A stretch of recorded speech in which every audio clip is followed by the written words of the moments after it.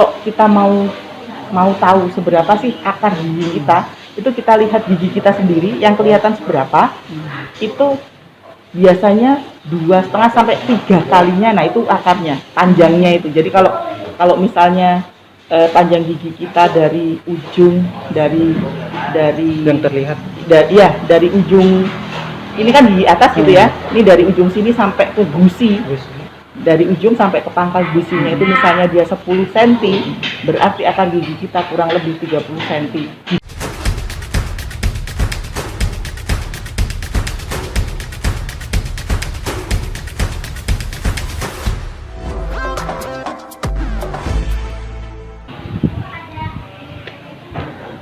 Halo teman tur, bersama lagi dengan saya Yahya Yabo.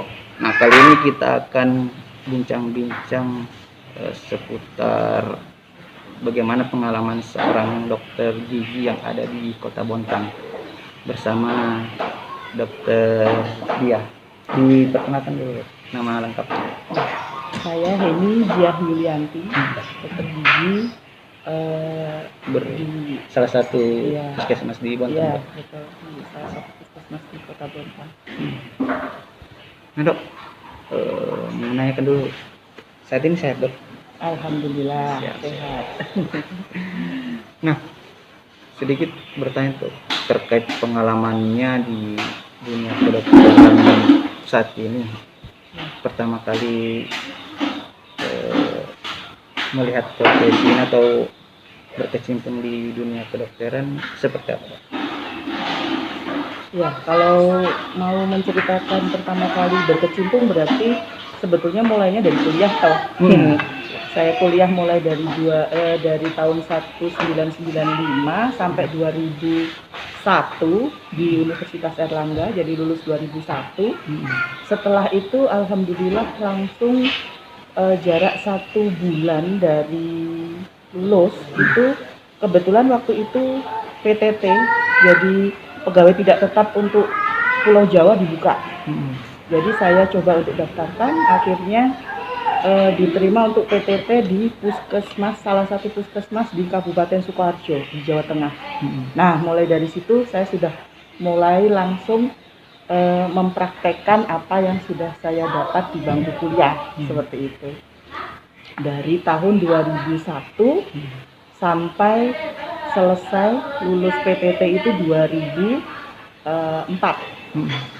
Kemudian kebetulan di 2004 suami saya bekerja di Bontang. Kemudian begitu selesai PTT terpaut 1 bulan saya nyusul ke sini.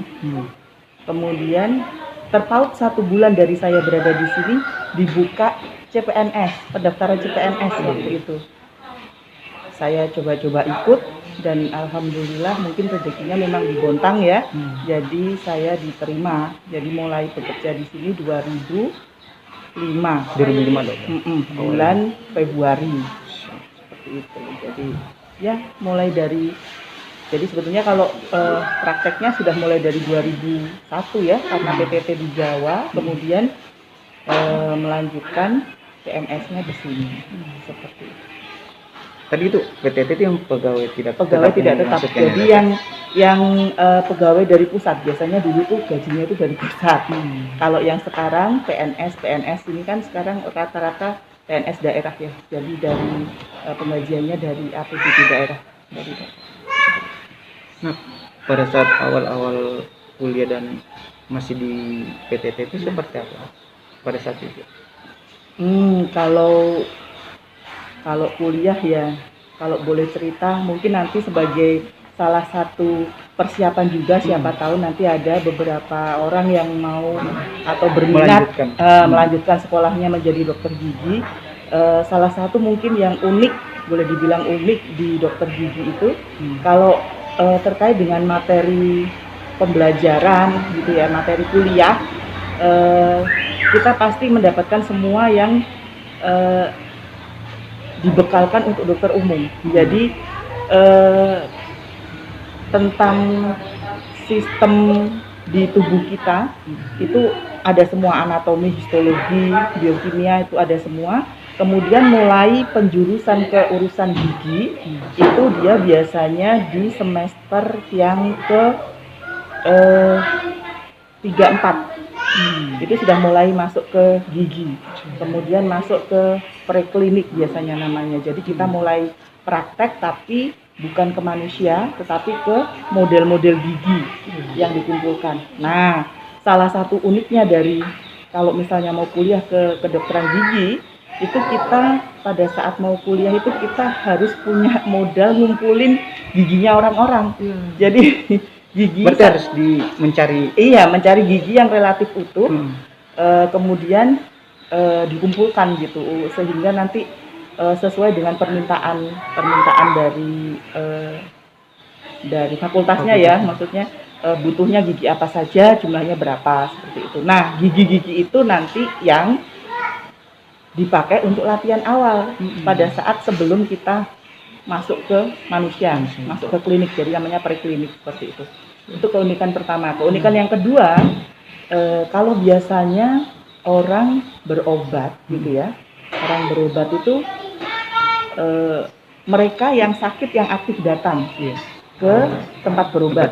Ya, tapi kalau untuk dokter gigi yang saya alami itu kita yang cari pasiennya, karena ada beberapa penyakit yang bisa jadi orang nggak akan berobat kalau sakitnya cuma itu. Contoh, orang yang sakit sariawan. Jadi pada saat ada materi kuliah yang sedang perio ya, namanya kuliah perio.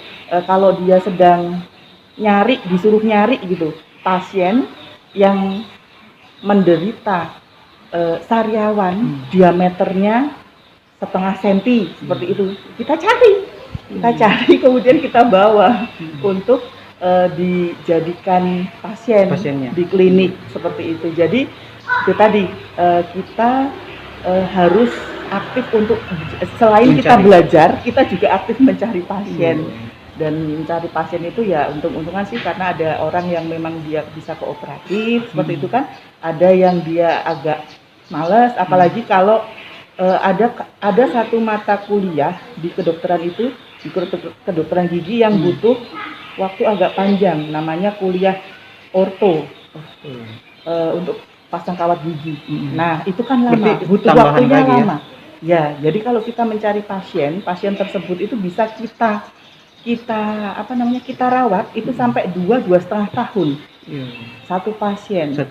Iya. Nah, kalau pasiennya kooperatif enak saja, tapi kalau pasiennya mungkin banyak kendalanya, nah itu tantangan bagi dokter gigi. Jadi kadang-kadang dokter gigi itu bisa jadi lulusnya menjadi lama karena faktor di luar dari kemampuan dia menangkap mata kuliahnya itu ya, karena ada faktor eksternal dari pasien yang nggak kooperatif, kemudian atau kendala yang lain seperti itu. Nah, kalau yang dari awal dulu untuk kuliah tadi dok, di universitas seperti apa? Berapa lama dokter menghabiskan waktu untuk belajar akademik langsung ke dokter gigi atau mengajarkan dulu semua tadi? Iya, jadi kalau semester seingat saya nih ya sudah lama itu, jadi agak lupa. Semester 1-2 itu isinya pelajaran umum. Jadi di situ ada kayak matematika, statistik kayak gitu ya. Mata kuliah yang umum, ada bahasa Inggris ada yang lain-lain. Kemudian 1-2. Nah, dimulai di 2 itu kita mulai masuk ke ilmu anatomi tubuh manusia. Jadi dari histologi, patologi, biokimianya, kemudian anatominya. Jadi kita juga ketemu atau kita juga sempat masuk ke untuk melihat bagian-bagian anatomi tubuh itu kan biasanya pakai kadaver, pakai yang mayat itu seperti di dokter umum. Nah, kami juga seperti itu. Jadi sama. Nanti sampai di itu tadi semester 4-5 baru kemudian lebih banyak ke pergigian. Seperti itu. Untuk dokter berapa lama menyelesaikan pada saat studi? Alhamdulillah saya termasuk yang boleh dibilang tepat waktu, karena saya selesaikan dalam waktu 5 tahun. 5 tahun. Berarti dari tahun 95 95 sampai ke 2001. 95-nya itu kan dia di akhir. dia kan. Siap. Jadi dok, di universitas yang menaungi kalau dokter gigi itu di mana ya, Dok? Kalau universitasnya Bu Dokter? Kalau saya di Universitas Erlangga, Surabaya. Iya. Kan ada banyak ya universitas yang ada profesi dokter giginya langsung. Fakultas kedokteran gigi. Iya. Ya.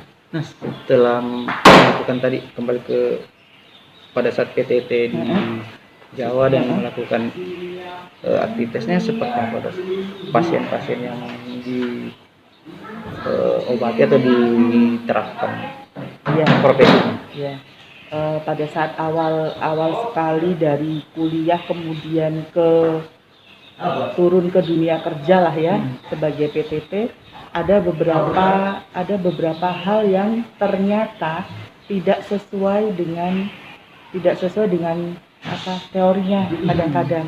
Jadi kita harus pada saat kita merawat pasien itu ada seninya. Jadi standarnya terpenuhi, tetapi untuk merawat itu kadang-kadang ada seninya, ada pendekatan-pendekatan tertentu yang berbeda satu orang dengan orang yang lainnya, caranya seperti itu. Nah, dan pada saat awal praktek di PTT itu, karena memang dari kuliahan terus kerja, pastilah ada nervousnya ya, ada groginya. Ditambah lagi waktu itu di puskesmas saya, di tempat saya bekerja itu tidak ada perawat giginya. Jadi untuk di Jawa, bahkan itu, mungkin sepertinya sampai sekarang deh, untuk Jawa itu perawat gigi itu masih kurang. Itu baru pada saat pertama kali? Iya, jadi pertama kali turun mau ngerawat pasien gitu ya, mau praktek ke pasien beneran sudah sebagai dokter gigi gitu ya, sudah kerja, nggak ada yang bantuin. Jadi mulai dari menyiapkan alatnya, ya menyiapkan alat, kemudian nanti mengerjakan, mencuci alat, itu semuanya dilakukan sendiri. Ya, sendiri. Itu seharusnya memang ada yang per bagiannya kan, karena dokter giginya khusus di giginya saja. Betul. Teorinya kan sebetulnya dokter gigi itu mempunyai asisten pada saat merawat pasien, namanya perawat gigi.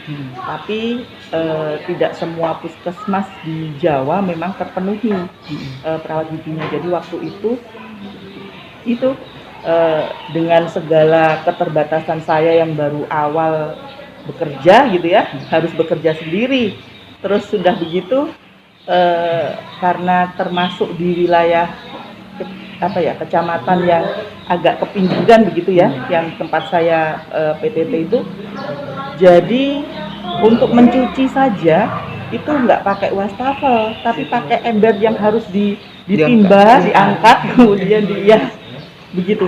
Banyak ada beberapa keterbatasan, tetapi alhamdulillah semuanya terlalui ya. Dan dari segi alat dan bahannya yang tersedia di puskesmas di tahun itu, jadi di tahun 2001 kan, itu jauh lah jika dibandingkan dengan apa yang ada di Bontang sekarang ini gitu ya. Jadi masih terbatas sekali alat dan bahannya. Nah, pada saat itu sudah di instansi pemerintah swasta atau di puskesmas? Jadi di pemerintah. Kembali ke setelah melakukan PTT di sana, kemudian ke Bontang, seperti apa, Bu Dok? Pada saat di Bontang memulai awal sebagai dokter gigi. Ya. Seperti yang tadi sudah saya sampaikan, saya ke Bontang karena mengikuti suami gitu ya. Kemudian ya mungkin kebetulan sudah jalannya harus begitu ya. Jadi baru 1 bulan di sini itu pas pendaftaran CPNS. Sebetulnya saya juga sebelum, jadi di selang waktu cuma terpaut beberapa hari, saya tuh juga ditawarin waktu itu untuk ngelamar di rumah sakit PKT waktu itu. Jadi ada perusahaan swasta ya di PKT ya. Kemudian setelah beberapa hari ada pembukaan itu. Kemudian nanti sebetulnya saya waktu itu sih agak bingung ya, maksudnya nanti bagaimana kalau yang mana dulu ini yang diterima, karena kan kita nggak tahu kalau CPNS itu kadang-kadang kita tidak tahu kapan pengumumannya, jadi yang mana duluan nanti yang keluar gitu ya. Tapi alhamdulillah sih apa namanya, yang keluar duluan adalah yang di pemerintahan. ya itu CPNS-nya sudah keluar duluan, sehingga ya saya putuskan ya itu saja yang diambil, karena toh waktu itu pada saat itu 2001 itu di 2004 itu. Oh, 2004 yang pada saat CPNS. 2004 itu kan Puskesmas di Bontang waktu itu bisa pulang jam 1 malam, sudah jam 1 siang. Jadi cuman pagi saja pelayanan. Nah, kesini-sini kan Puskesmas 2 jam pelayanan, ada pagi ada sore sebetulnya. Cuma karena pandemi saja ini Puskesmas ditaruh di pagi pelayanannya, karena sorenya dipakai untuk tracing pasien COVID dan lain sebagainya. Nah, pikir saya waktu itu alhamdulillah diterimanya di Puskesmas karena saya cuma setengah hari keluar dari rumah kan, jadi setengah harinya masih bisa lah ngurusi keluarga, ngurusin anak-anak seperti itu. Masuk ke sini karena sudah ada pengalaman kerja ya, alhamdulillah sudah lulus PPT-nya, sudah selesai, memang 3 tahun, sudah tidak begitu kagok lah ya, sudah terbiasa mengetahui sudah ya, sudah terbiasa dengan pasien, itu yang pertama. Kemudian yang kedua, alhamdulillah Bontang ini termasuk daerah yang sebetulnya harus disyukuri karena segala sarana prasarana, kemudian SDM-nya itu sudah ada waktu itu, khusus untuk saya gitu ya. Kebetulan dulu saya diterimanya di Puskesmas Loktuan, itu namanya Puskesmas Loktuan ya. Sekarang ya Bontang Utara 2 itu sudah ada perawat giginya. Jadi sudah ada asistennya lah ya pada saat bekerja. Kemudian meskipun waktu itu Puskesmasnya masih kayu, dulu masih panggung gitu, sarana prasarana sudah lumayan bagus, memadai ya, untuk pada saat Puskesmas. Untuk pelayanan, ya betul.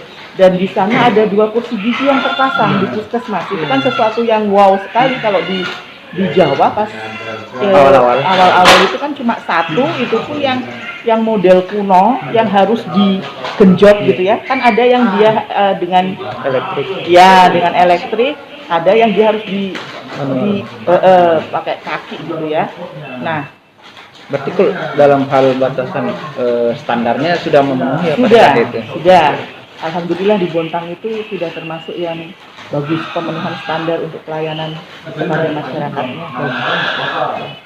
Lanjut ke yang pada saat di Puskesmas Bontang Loktuan itu ya, seperti apa? Kalau pas di Puskesmas Loktuan pada saat itu yang jelas pasien ya, pasiennya waktu itu dengan saya bekerja dengan 1 perawat gigi dengan 2 kursi. Waktu itu saya bisa menangani dari jam 8 sampai jam 1 siang itu bisa sampai ke 35 pasien waktu itu ya. Jadi lumayan banyak waktu itu. Nah, karena ada beberapa perbedaan yang kalau misalnya mau dibandingkan dengan yang sekarang memang ada beberapa perbedaan ya. Contoh saja pada saat itu mungkin kalau di bagian standar mungkin ada yang nyerempet sedikit begitu ya. Jadi misalnya saya mau nyambut pasien, dia cabut gigi gitu ya. Pasien tersebut kemudian sudah disuntik bius. Ya, sebelum dicabut kan dia biar nggak sakit disuntik bius. Strategi saya waktu itu karena pasiennya banyak seperti itu, orang yang sudah saya suntik itu saya suruh tunggunya di luar. Karena kan butuh waktu bekerja, obat biusnya ini 5 atau 10 menit begitu. Jadi saya suruh tunggunya di luar, kemudian saya bisa masukkan pasien yang lainnya dulu. Jadi melakukan teknik itu. Iya, nggak buang waktu. Nah, kalau sekarang hal seperti itu nggak boleh. Jadi maka kenapa sekarang yang saya tahu rata-rata sih 1 hari kalau di Puskesmas itu dibatasi. Cuma betul pasien giginya itu cuma 10 sampai 15 gitu. Oh 15, 10 sampai 15 pasien Iya. gitu ya. Jadi berapa kalinya dari yang dulu itu bisa sampai 35-40. Berarti Karena itu tadi ada beberapa hal yang sudah semakin dibenahi. Jadi satu orang itu harus diselesaikan, jadi nggak bisa disambi-sambi begitu. Sehingga ya jumlah pasiennya otomatis kemudian berkurang karena harus betul-betul selesai baru bisa panggil yang lain. Meskipun punya 2 kursi.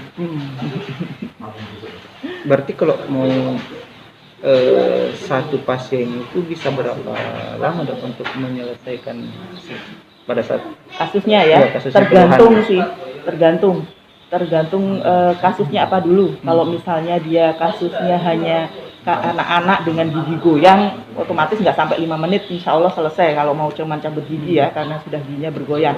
Berbeda dengan orang yang mau mencabut gigi geraham belakang begitu, yang biasanya ada penyulitnya dan biasanya lebih butuh waktu panjang, bisa sampai, kalau saya sih selama ini kalau Paling untuk lama. pencabutan saya tidak pernah melakukan jika hal itu lebih dari setengah jam. Jadi kalau misalnya sudah setengah jam pasti akan saya tunda, karena kalau terlalu panjang di apa ya, diutik-utik Iya, gitu ya, dilakukan dilakukan perawatannya, tindakan tindakannya. pada kasus itu, kalau dia terlalu panjang itu nanti traumanya menjadi terlalu besar, jadi kemungkinan untuk menjadi sakit kemudian bengkak kan juga tambah tinggi.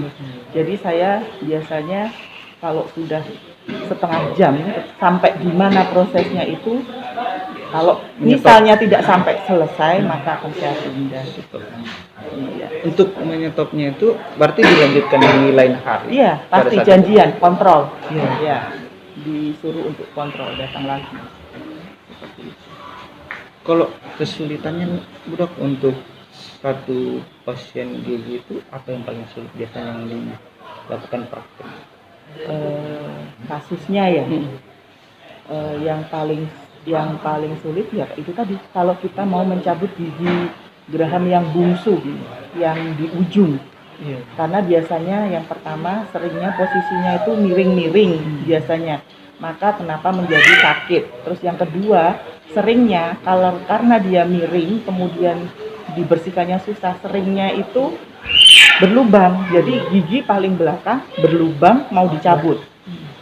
Gigi yang sudah berlubang cenderung lebih rapuh, jadi pada saat kita mau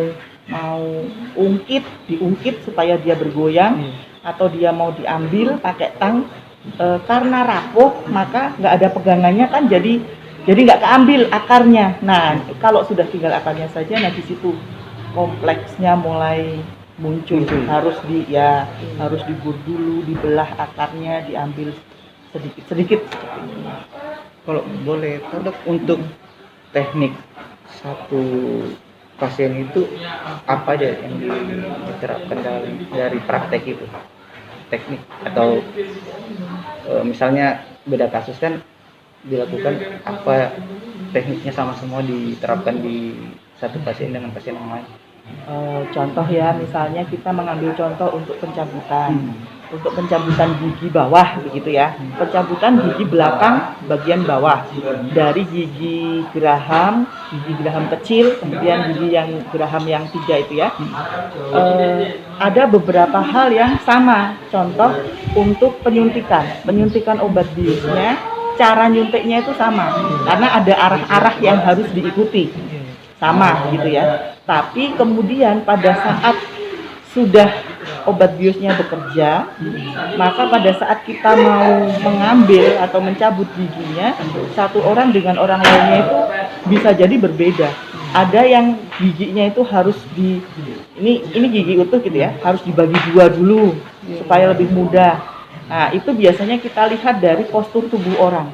Biasanya orang yang dia cenderung tinggi besar itu mempunyai akar gigi lebih panjang, sehingga kita harus lebih siap-siap tuh pada orang-orang yang seperti itu, orang yang tinggi-tinggi itu, kita harus siap-siap bagaimana caranya akar gigi yang panjang itu bisa keluar utuh, sempurna, keluar semua gitu, tidak tertinggal. Seperti itu sih. Jadi ada beberapa hal yang memang standarnya harus dilakukan begitu ya, sama dilakukan. ya. Tapi ada beberapa cara yang lebih yang dirasa akan lebih memudahkan kita pada saat bekerja. Nah itu yang tiap orang beda-beda. Tiap pasien perlakuannya mungkin bisa berbeda, tapi hasil akhirnya sama. Kalau dari satu tadi, apakah harus pada saat itu yang dicabut secara keseluruhan selesainya, dok? Satu pasien itu pada hari itu? Kalau bisa iya, kalau bisa iya. Kan jadi sudah tuntas ya, misalnya pencabutannya sudah memang dari mahkota gigi, kemudian akar giginya sudah keluar semua, tidak ada yang tertinggal, maka tidak akan ada masalah. Karena kalau misalnya ada sisa akar yang tertinggal, maka dia nanti oleh tubuh kita itu akan dianggap sebagai benda asing yang selalu mencoba untuk dikeluarkan, dicoba sama tubuh untuk dikeluarkan. Jadi dia itu nanti lama-kelamaan akan muncul ke gusi kayak gitu, kemudian dia pasti tajam-tajam. Nah, kalau sudah keluar begitu ya berarti harus dicabut lagi.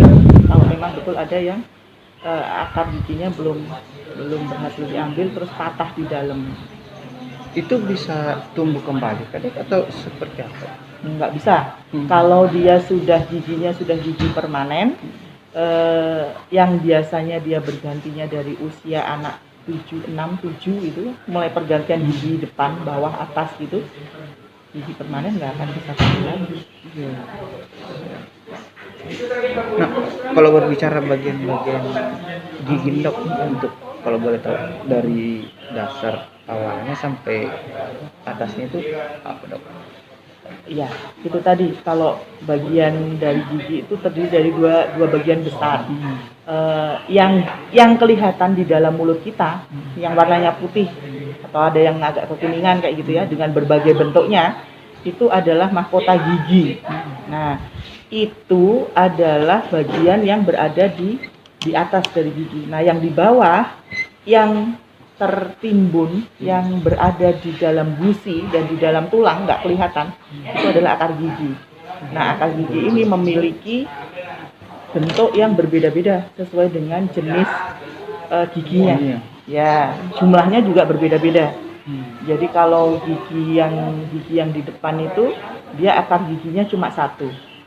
Kemudian biasanya gigi taring yang 4 itu akarnya biasanya paling panjang jika dibandingkan dengan gigi-gigi yang lain. Kalau mau mencari, maksudnya kalau kita mau tahu seberapa sih akar gigi kita, itu kita lihat gigi kita sendiri yang kelihatan seberapa, itu biasanya 2,5 sampai 3 kalinya. Nah itu akarnya, panjangnya itu. Jadi kalau misalnya panjang gigi kita dari ujung dari yang terlihat dari ujung ini kan di atas gitu ya, ini dari ujung sini sampai ke gusi, dari ujung sampai ke pangkal gusinya itu misalnya dia 10 cm, berarti akar gigi kita kurang lebih 30 cm di dalam. Berarti yang akar giginya panjang juga dok? Lebih panjang daripada yang terlihat mahkotanya. Lebih panjang. Nah, kembali lagi dok ke pengalamannya sebagai dokter gigi di Bontang, memulai tadi karir di Puskesmas Loktuan dulunya seperti apa dok, hingga ke sekarang ini sebagai kepala Puskesmas di salah satu kecamatan di Bontang. Iya. Kalau bagaimana perjalanannya ya cuma ngalir saja sih. Mengikuti bagaimana setiap harinya gitu ya. Waktunya masih yang masuk, nanti 1 tahun sekali mungkin ada jatah cutinya ya cuti, seperti itu. Cuma untuk di Loktuan, untuk di Puskesmas Loktuan, saya sudah merasa cukup, karena berarti hampir 8 tahun ya di situ. Jadi saya sudah merasa cukup bisa berpuas diri lah sedikit untuk urusan merawat giginya masyarakat khususnya di Loktuan dan Buntung. Capaiannya ya. Iya, karena dari apa yang saya ingat, kalau dulu masyarakat itu lebih sering datangnya ke puskesmas itu pada saat dia kondisi giginya itu sudah parah gitu ya, sudah lubang-lubang yang besar, kemudian yang bengkak-bengkak. Awal saya datang itu isinya itu kasusnya seperti itu gitu ya. Jadi giginya sudah nggak bisa dirawat. Nah, semakin tahun pada saat saya bekerja di Lektuan itu sudah semakin banyak yang datang itu nggak ada sakit giginya. Jadi dia nggak sakit gigi, tetapi dia mau mengontrolkan giginya. Perawatan untuk kontrol. Betul. Dan minta tolong kita, dokter gigi, untuk ngecek ada nggak gigi-gigi yang mulai awal lubang. Jadi dia sudah mulai tahu ya? bahwa gigi itu nggak bisa langsung lubang besar bengkak. Ada prosesnya. Nah, sebelum dia membesar memeriksakan dulu. Iya, mereka itu sudah berkeinginan, sudah tahu untuk memeriksakan. Kemudian ada lagi yang saya sampai sekarang itu masih ini ya, masih apa namanya, ada kepuasan hati lah. Itu karena mereka itu kemudian dari mulut ke mulut. Jadi pada saat kalau biasanya saya merawat gigi pasien karena butuh waktu yang lama kan, biasanya misalnya 15 sampai 30 menit, saya itu cenderungnya biasanya enggak diam, tapi sambil ngomong terus mengedukasi begitu kan ya. Nah, dari situ mungkin masyarakat atau pasien yang habis saya rawat itu mungkin merasa nyaman gitu ya, merasa senang karena dapat ilmu mungkin ya, seperti itu.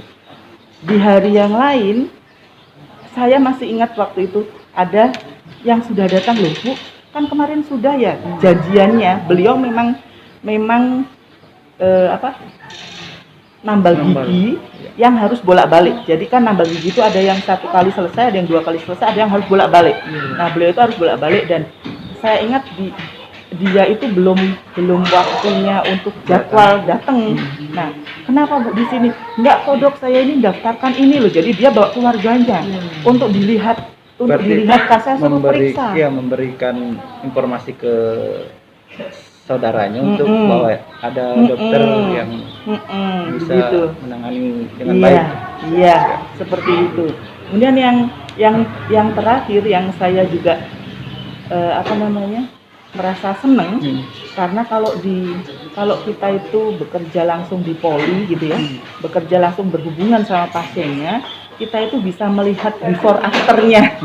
Mereka awalnya datang sakit, giginya cenut-cenut, kita rawat, pulangnya sudah bisa senyum gitu ya. Itu kan suatu rasa kebahagiaan. Kalau saya itu puas, ada kepuasan tersendiri seperti itu.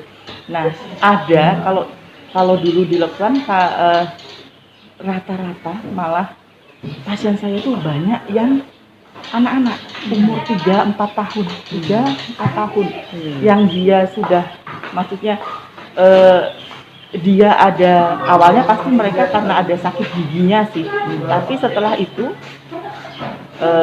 dirawatin satu-satu giginya sampai tertambal semua. Dan yang saya senang itu ibunya waktu itu, karena sebetulnya kesehatan gigi, utuh atau tidaknya gigi anak-anak itu juga ikut menentukan, dalam penelitian terakhir itu ikut menentukan tingkat IQ-nya anak, kecerdasan anak. Jadi berpengaruh. Jadi kalau anak yang giginya itu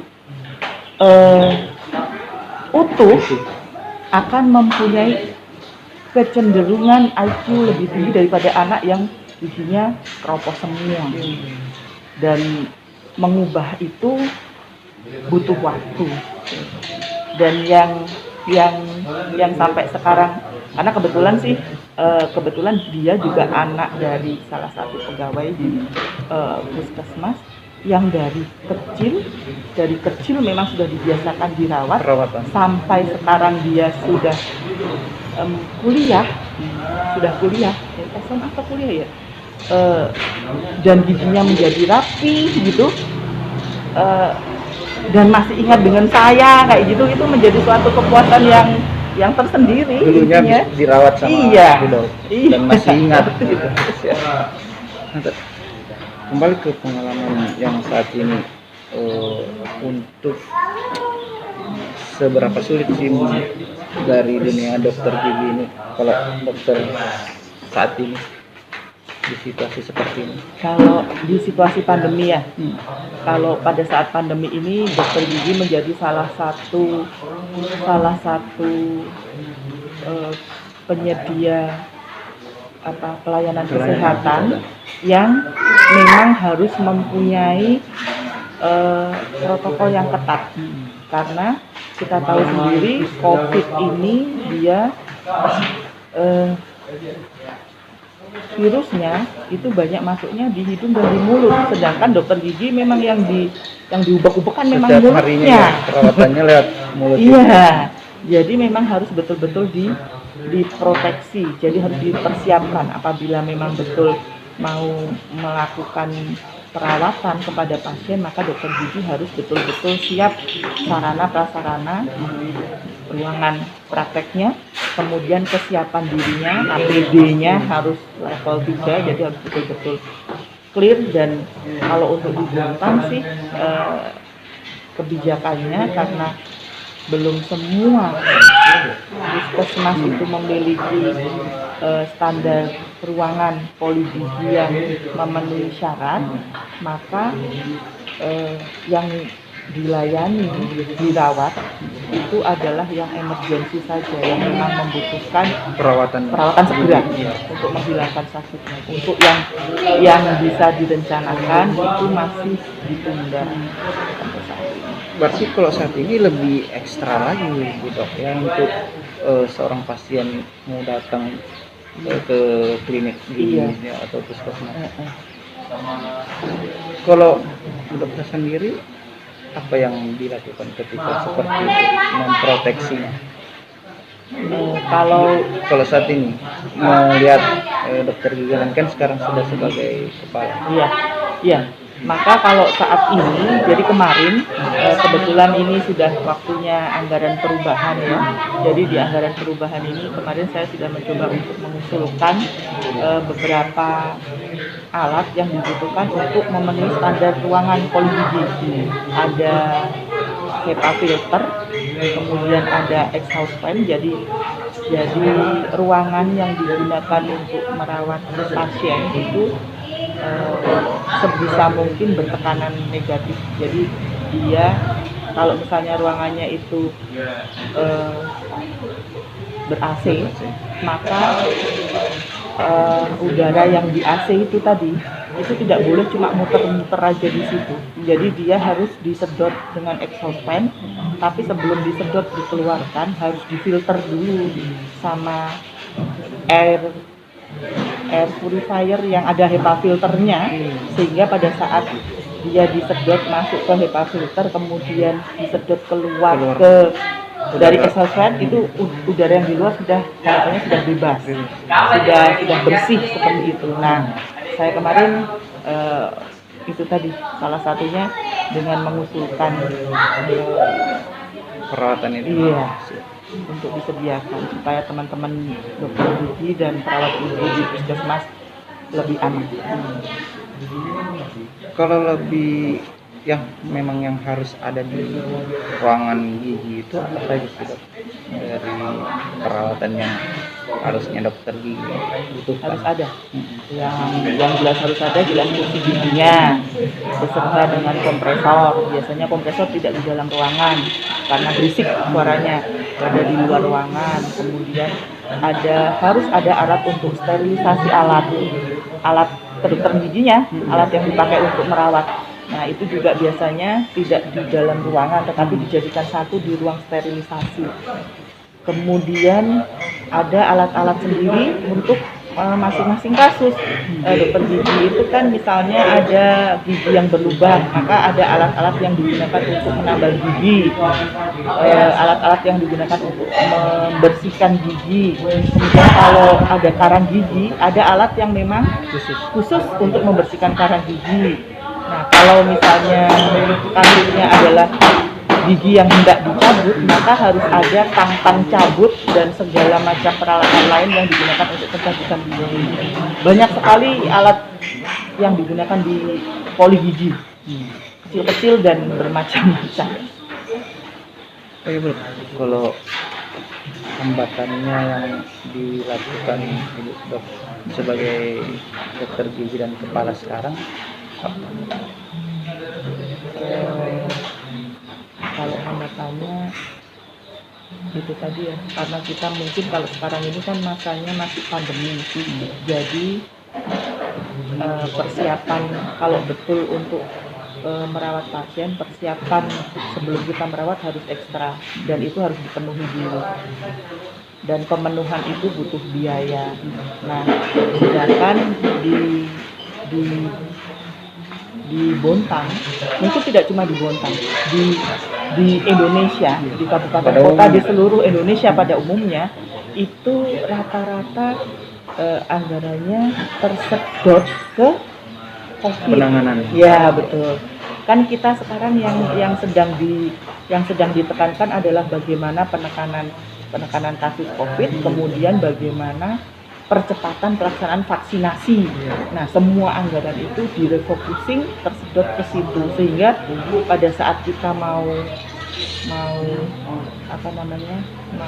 misalnya melengkapi sarana prasarana di poli gigi, disitulah mungkin terjadi kendala, tidak bisa di ACC karena anggarannya sudah tidak memadai. Balik ke pengalamannya, sejak kapan tadi jenjang karirnya atau berpindah-pindahkah dari puskesmas Lokuan ke puskesmas lainnya? Iya, sampai ke sekarang puskesmas Bontang Lestari sebagai kepala. Selama PNS saya baru pindah 1 kali. Jadi dari awal 2005 sampai 2013 sebagai staf di poli umum. Tetapi memang sudah ada beberapa tugas tambahan waktu itu. Jadi saya dulu itu dokter gigi tapi juga sebagai bendahara pengeluaran pembantu puskesmas waktu itu di Lokuan. Di Lokuan, ya. Kemudian ada beberapa tugas yang lainnya juga selain yang menjadi bendahara itu.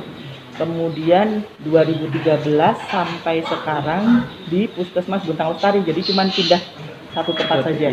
Dari yang dulunya mungkin dari rumah cuma 5 menit, sekarang menjadi 35 menit kalau mau pergi ke sana. Tapi sudah terbiasa sih menurut saya. Bontang ini daerahnya semuanya bisa dijangkau dan tidak sulit untuk dijangkau gitu. Tidak masalah jarak. Kalau semenjak berpindah kan sampai saat ini masih melakukan praktek atau sudah mengurusi kepalanya kan enggak? Iya. Nah, sejak kapan sudah berpindah dan bagaimana saat ini untuk profesi sebagai kepala puskesmas? Iya. Sejak tahun 2014 kayaknya saya sudah nggak praktek lagi. Dulu ada praktek yang sore kan, malam gitu ya. Sekarang juga sudah nggak ada. Jadi praktis setelah saya diamanahi untuk menjadi kepala puskesmas Bontang Lestari, saya sudah tidak praktek lagi di luar. Nah, mungkin dalam waktu tahun depan atau 2 tahun ke depan mungkin sudah berbeda lagi mungkin ya ceritanya, karena sudah ada peraturan pemerintah terkait jabatan kepala puskesmas, bahwa sekarang kepala puskesmas bukan jabatan struktural, melainkan nanti yang menduduki menjadi kepala puskesmas itu adalah pegawai dengan jabatan fungsional tertentu. Jadi tetap menjalankan tugas fungsionalnya dan kepala puskesmasnya menjadi tugas tambahan. Maka nanti ini sudah mulai berproses sih. Kedepannya bisa jadi kalau saya masih menjadi kepala puskesmas, berarti saya juga akan turun ke poli lagi. Iya. Itu saat ini baru-baru ini kah yang Iya, dilakukan? karena peraturan pemerintahnya baru keluar, saya lupa peraturan nomor berapa begitu ya. Tapi ini baru mulai diproses. Dan di Kalimantan Timur sih kemarin info dari BKPSDM memang belum ada yang begitu, maksudnya belum ada yang kepala puskesmasnya sudah jadi dokter fungsional, semuanya masih berproses, jadi belum ada yang sudah clear seperti itu. Nah, kalau menanyakan apa tadi bedanya gitu ya, kalau kita sebagai praktisi, klinisi, kita langsung bersentuhan sama pasien, sama tugas manajerial di kepala puskesmas jauh berbeda. Kalau kita di klinik, di poli, maka kita bisa bertanggung jawab langsung terhadap hasil pekerjaan kita. Itu yang pertama. Kemudian kita bisa langsung melihat efeknya kepada orang yang kita layani. Tapi kalau menjadi kepala puskesmas, pekerjaannya kayaknya nggak habis-habis, dibawa pulang, dibawa tidur, dibawa mimpi gitu, dan hasil dari apa yang kita lakukan itu biasanya akan kelihatan baru mungkin 2-3 tahun bahkan lebih. Jadi misalnya kita dulu dari puskesmas A dipindah ke puskesmas B, kemudian di situ kita mau merombak sesuatu gitu ya, mau merubah kebiasaan yang ada di situ, maka dia tidak akan keluar hasilnya dalam waktu segera, tapi ya 2-3 tahun yang lama bisa dilihat ya. Iya. Kalau Dok, untuk pengalaman yang paling berkesan dari sebagai dokter gigi yang telah dilakukan selama ini? Ya, kalau yang paling berkesan ya itu tadi, lebih ke arah hasil yang bisa saya lihat sendiri dari pasien-pasien yang sudah saya rawat, dan bagaimana respon atau bagaimana tanggapan mereka terhadap saya. Dulu waktu di lockdown, banyak sekali pasien yang kalau datang itu membawa sesuatu. Jadi bukan karena sesuatunya itu saya senang ya, tetapi bagaimana mereka menghargai, bagaimana mereka ada nilai lebih lah. Saya itu di mata mereka itu, menurut saya gitu. Ada yang bawa daun singkong plastik, ada yang bawa singkongnya, ada yang bawa pepaya, ada yang macam-macam. Karena berkat kedekatan tadi ya. Iya, mungkin salah satunya seperti itu, memberikan edukasi. Iya. Itu sih yang nggak bisa saya lupakan. Makanya pengen ya. Nah, sampai saat ini Dok, kalau pesannya Dok untuk atau yang mau ingin belajar terkait kedokteran gigi, seperti apa sih Dok untuk persiapan yang harus dilakukan dari si individunya ini orang? Pasti persiapan kalau anak-anak SMA, anak sekolah kan ya ditekunin lah, yang belajar itu yang tekun kayak gitu kan. Dipersiapkan betul-betul pada saat mau apa sekarang namanya, kalau dulu saya itu kan UMPTN ya, sekarang SBMPTN kayak gitu ya, atau apa itu.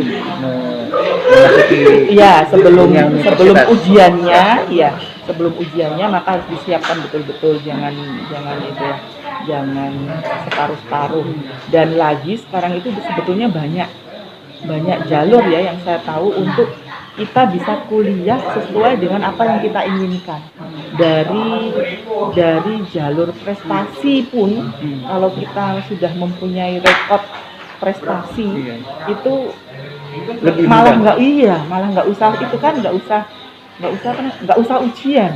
sudah diundang gitu lewat sekolahnya masing-masing di universitas-universitas yang memang sudah bekerja sama seperti Ada itu. jalur. Ya, ada jalur itunya. Kemudian kalau misalnya kita nggak bisa lolos di jalur itu, kita masih bisa mencoba yang mandiri, yang ujian yang mandiri yang memang saringannya lebih ketat. Tapi kalau anak-anak sekolah itu sudah menyiapkannya betul-betul sih saya rasa bisa saja itu. Kemudian kalau misalnya nggak lolos lagi itu masih ada jalur yang namanya sekarang apa itu? Jalur Kemandirian itu jalur yang bekerja sama sekolah itu. Jalur apa itu? yang terkhusus ke Iya, jadi jalur mandiri di sekolahnya masing-masing. Untuk dari kalau hal yang sulit apa sih yang fokus dari kedokteran yang paling sulit yang harus dilakukan sebelum kita akhiri? kalau sudah betul anak-anak itu misalnya berkeinginan untuk masuk ke fakultas kedokteran gigi, yang harus dipunyai oleh mereka itu adalah tidak boleh patah semangat, harus telaten dan sabar, karena ada titik-titik di mana di mana ketelatenan, kesabaran dan tidak putus asa itu tadi diuji. Pada saat awal-awal saja, pada saat awal-awal kita masuk saja, itu ada materi kuliah kita membentuk, jadi membuat bentuk gigi itu dari malam. Jadi kita ukir bentuknya. Nah, kalau mahasiswanya itu enggak telaten, mudah putus asa, bentuknya enggak jadi-jadi, maka di situ frustasi atau lebih ketekanan stres lebih bertambah.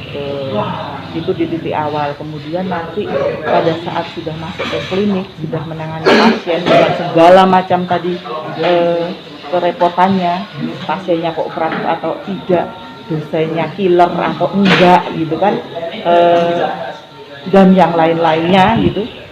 Di situ juga diperlukan itu tadi, tidak boleh patah semangat, harus tetap telaten dan sabar. Dosennya ngomong apa, iya aja.